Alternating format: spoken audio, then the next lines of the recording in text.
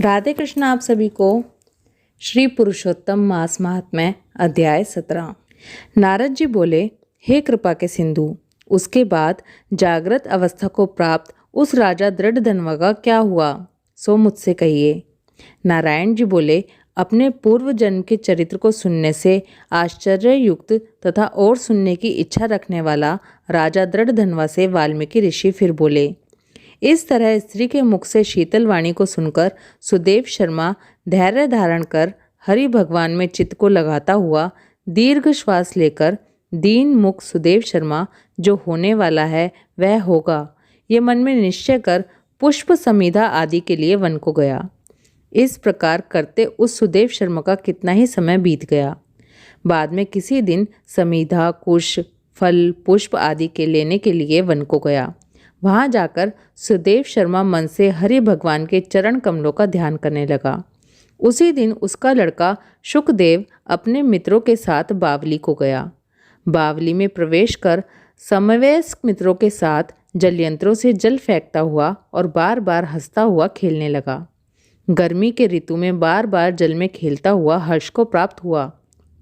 इस तरह प्रेम में मग्न सब बालकों से खेल करते हुए अथाह जल में खड़ा हुआ वह शुकदेव बालक मित्र बालकों से पीड़ित होकर मित्र वर्ग के भय से भागने की इच्छा करता हुआ और भाग्य से प्रेरित हो अपने श्वास को रोककर अपने मित्रों को छलने की इच्छा से वहां जल में गोता लगाने लगा।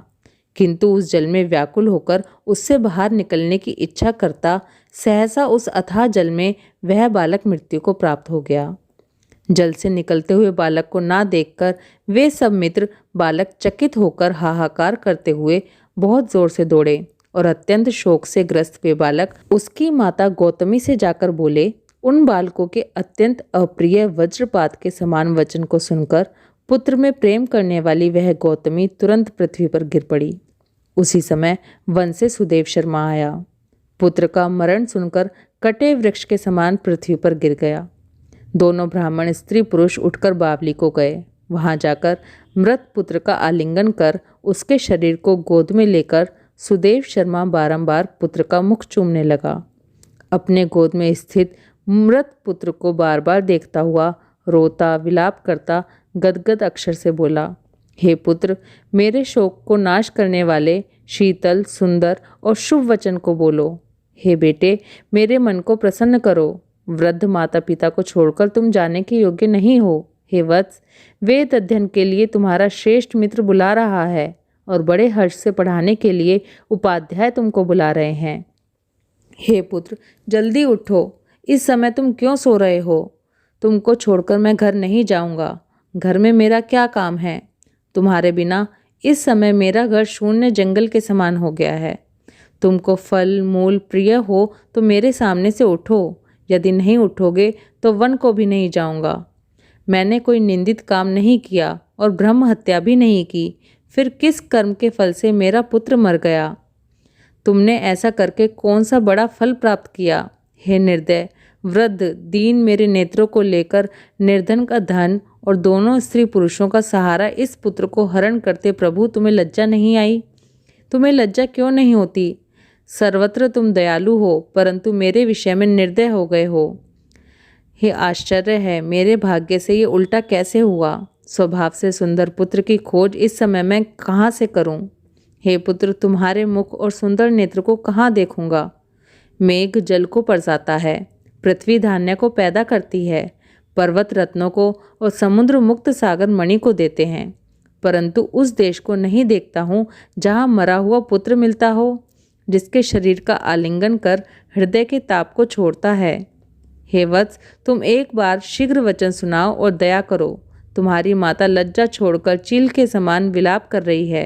हे पुत्र, उसको देखकर तुमको दया क्यों नहीं आती? माता पिता की आज्ञा बिना तुम कहीं भी नहीं गए। हे पुत्र, हम दोनों से बिना पूछे ही दूर के मार्ग को कहाँ चले गए? इस समय किसके वेद अध्ययन की उत्तम वाणी को सुनूंगा? हे वत्स, आज तुम्हारे और तुम्हारे मनोहर मधुर वचन के स्मरण से मेरा हृदय 100 टुकड़ा नहीं हो रहा है, क्योंकि मेरा हृदय लोहे के समान है।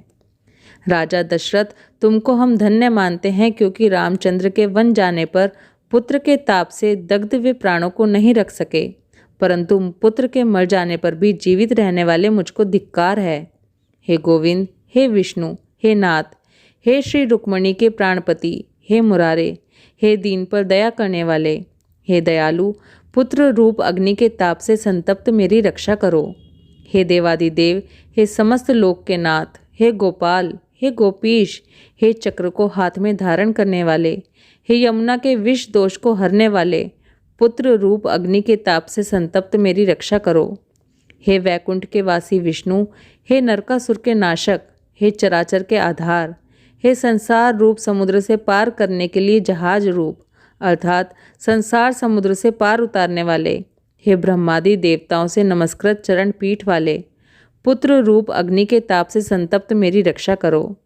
हमारे समान शठ दूसरा कोई नहीं है जो मैंने देवकी पुत्र श्री कृष्ण के वचनों का उल्लंघन कर पुत्र में दुराशा की। कौन अभागा पुरुष भाग्य में ना रहने वाली वस्तु को प्राप्त कर सकता है। श्री पुरुषोत्तम मास महात्म्य अध्याय 17 समाप्त। ओम नमो भगवते वासुदेवाय। राधे कृष्णा।